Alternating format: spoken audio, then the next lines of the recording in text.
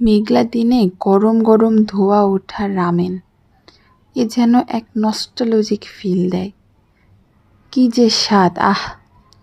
আসসালামু আলাইকুম, আমি মালিহা ইসলাম। বাইরে প্রচণ্ড মেঘ করেছে, তো কি করব বুঝতে পারছি না। তো ভাবলাম যে রামেন করে ফেলি।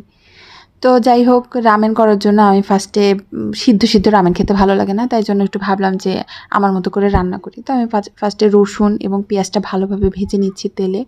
পেঁয়াজ আর রসুনটা যখন ভালোভাবে ভাজা হয়ে যাবে তখন আমি এর মধ্যে সয়া সস দিয়ে দিব। তারপরে আমি এর মধ্যে টমেটো কেচাপ দিয়ে দিব। তারপরে একটু নাড়াচাড়া করে তারপরে আমি এর মধ্যে পানি দিয়ে দিব।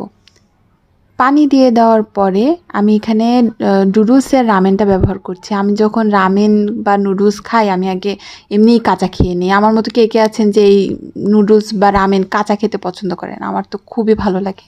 আমি রান্না করার আগেই অর্ধেক খেয়ে নিই। তো যাই হোক, তারপরে আমি নুডলসের ঝালা দিয়ে আমি এখানে নুডলসটা জড়িয়ে দিলাম। তারপরে আমি এখানে একটু চিকেন, একটু সয়া সস এবং লবণ দিয়ে জাস্ট মেরিনেট করে ফ্রাই করে নিলাম। জাস্ট তৈরি হয়ে গেল আমার রামেন, সিদ্ধ হয়ে গেল। তারপরে আমি এখানে ডিম দিয়ে পরিবেশন করলাম। কোনোদিনও ডিম সিদ্ধ করে আমি কোনোদিনও ভালোভাবে পারফেক্টলি খোসা ছাড়াতে পারি না। তো যাই হোক, তারপরেও যেভাবে হলো সেভাবেই ভেঙে গেছে। তারপরে ওইভাবেই আমি ডিমটা দিয়ে দিলাম। তারপর আমি এখানে ফ্রাইড করা চিকেন দিয়ে দিলাম। ব্যাস, আমার লাঞ্চ রেডি। তো একার জন্য এটাই সবথেকে পারফেক্ট লাঞ্চ। তো সবাই ভালো থাকবেন। আল্লাহ হাফেজ। আমি আমার লাঞ্চ করি। বাই।